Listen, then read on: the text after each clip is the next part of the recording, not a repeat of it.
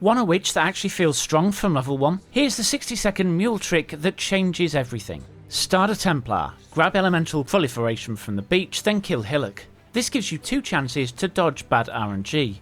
Check for movement speed boots, wands, or blue red linked items. Then to the trash, stash the good stuff, now delete the character and start your witch. The one gem we picked up from the beach, which the witch doesn't get until after the mud flats, completely transforms your early game. Rowers that normally chunk you dead before they reach you. Starting our witch now, and we're going for Fireball linked to Arcane Surge that we picked up from the beach. Kite Hillock with Fireball till dead, and then head into town. Grab the goodies from the stash, head over to Tarkleigh and grab Rolling Magma for the quest reward, and look for the same items you did before, unless you already have them. Our first 3 link will be Rolling Magma, Elemental Prolif, and Arcane Surge. Do not level Arcane Surge above level 2. Head out of town into the coast, and we're going to run left to right to the exit. You don't need to kill anything in here, but you do want to grab the waypoint as you pass it. Once you get to the exits at the end, we're going to go into the mud flats. In here, we're going to loot the 3 rowers' nests. Do be extremely careful, rowers are evil and love nothing more than stunning unsuspecting exiles until dead. Once we have the 3 shells from the nest, we're going to head to the right of the arena and find the exit to the submerged passage. Touch the shells on the wall and head straight in. In here, grab the waypoint and take it straight back to the coast. Head down into the tidal islands and we're going to run around the left hand side. If you reach a ramp, you want to head back and go round to the right.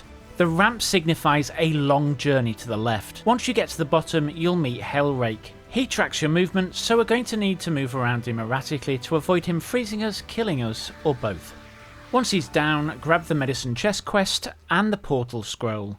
Log out and back in, and we should end up in town. Head over to Tarkleigh and grab Flame Wall as the first quest reward and Frostblink as the second.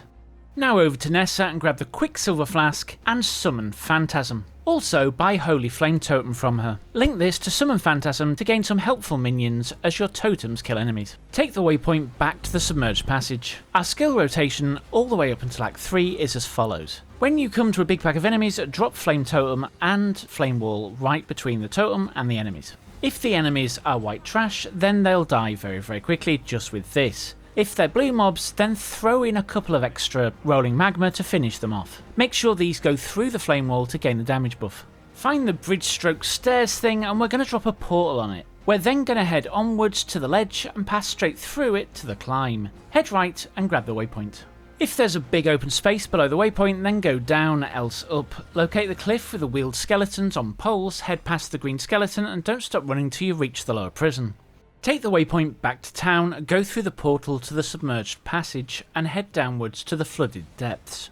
In the unlikely event you don't fight it down, head up. Kill the dweller and once she's down, grab the essence and log back to town. Talk to Tarkleigh for the skill points book.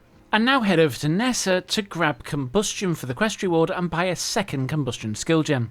Move Arcane Surge over to Frostblink and put Combustion on Rolling Magma to give you Rolling Magma, Ele Prolif, Combustion. Add the second one to Holy Flame Totem for Holy Flame Totem, Summon Phantasm, Combustion.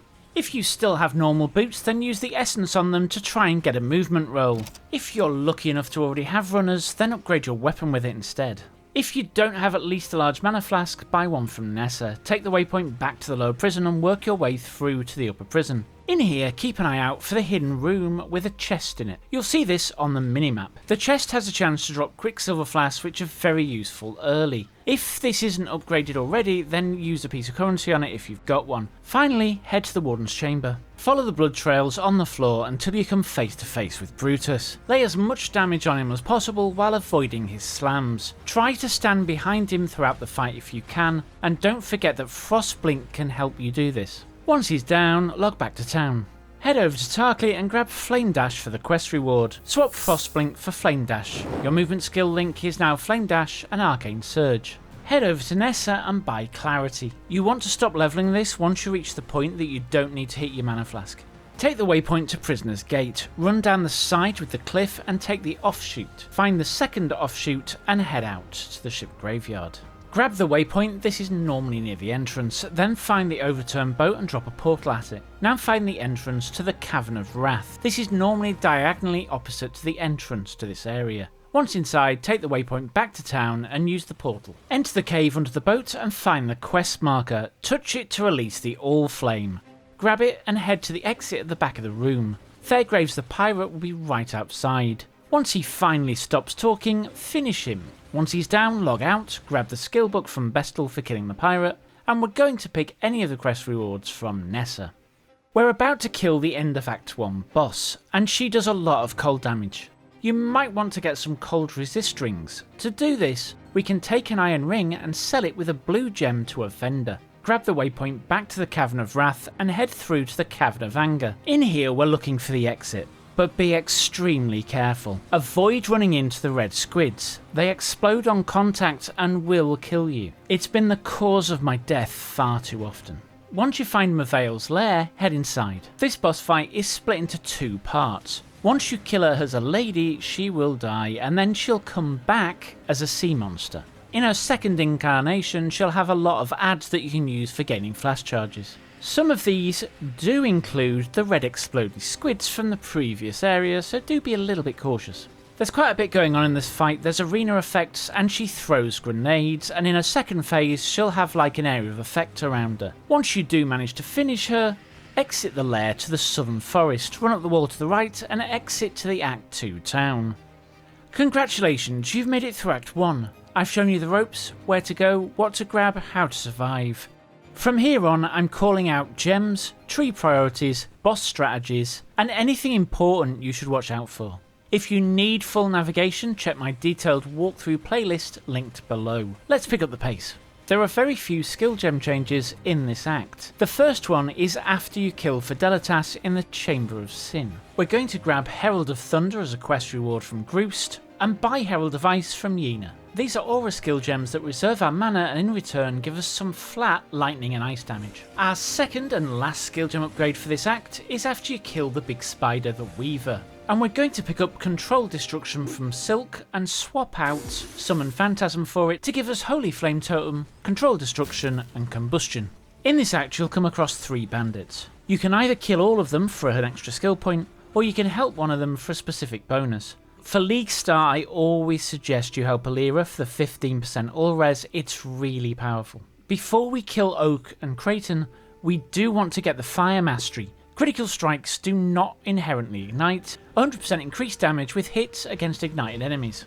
Our combustion support gems help our fire skills ignite people, and with this mastery, anyone we set on fire will take a ton of additional damage. Now that you've done these, you should be close to the end of Act 2 and the end of Act 2 boss, the Vaal Oversoul.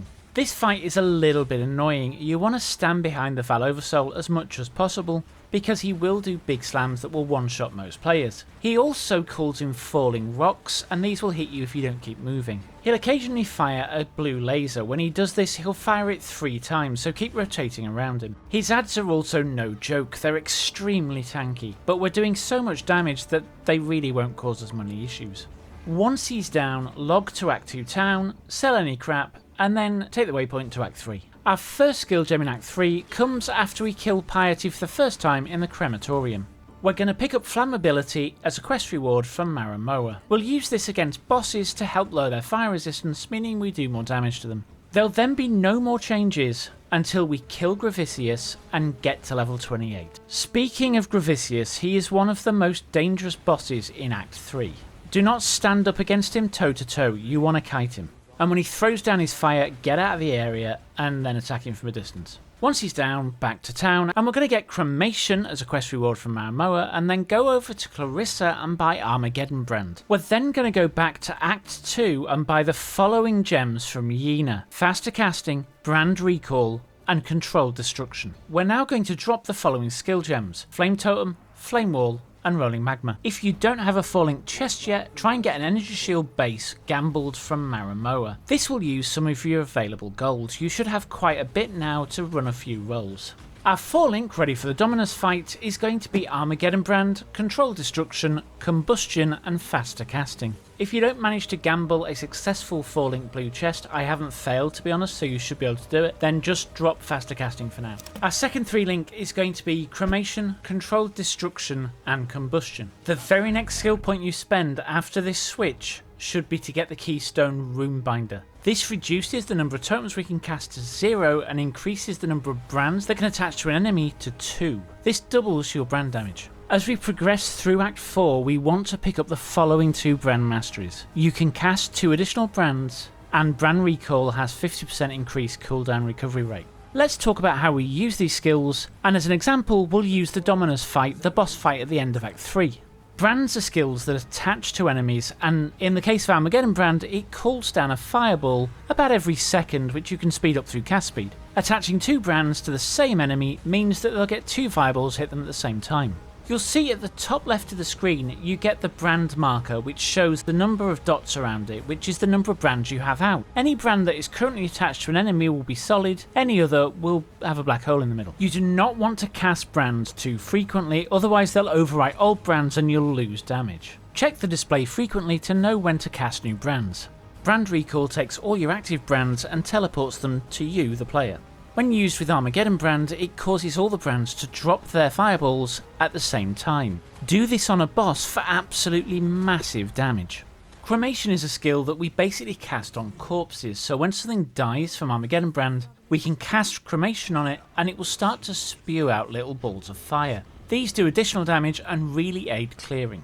The great thing about the brand skills is that you can cast them, and while they tick on an enemy, you can go and hide somewhere in perfect safety.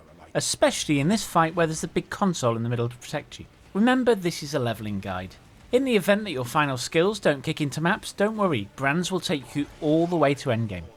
Before we dive into the Ascendancy choices, if you're enjoying this video and want more no-nonsense PoE guides, hit subscribe. It'll save you time when you're trying to find the channel again later.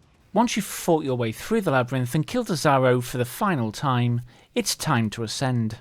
The first Ascendancy choice is the Occultist. This really specialises in curses and damage over time, specifically Cold and Chaos. My top picks early on are Profane Bloom for the curse explosions. These will really help you clear. You've already got bossing down to a T. And if you're feeling a bit squishy, Vaal Bastion is another good choice. It will give you a lot of energy shield regen. The second Ascendancy choice is Elementalist. This really doesn't have any skill that's perfect for levelling. The only ones I could sort of suggest are Bringer of Ruin for Herald buffs, or Bastion of Elements. Unless of course you're switching early, in which case follow your build guide. The final Ascendancy choice is Necromancer. This one really deals with corpses and minions, but there is a really strong levelling one in Commander of Darkness. Each aura gives you 3% increased attack and cast speed, we're using 3 of those, and nearby allies deal 30% increased damage. We also have 30% to elemental resistances. This is just so strong for levelling. And remember, you can change your Ascendancy picks later. It takes 5 refund points to take 1 node off the tree. I hope this guide helps you level quickly. If you need to know how to run Labyrinth, check out the video top left, which will walk you through the whole process, including where all the Trials of Ascendancy are. And with that, may the RNG be with you.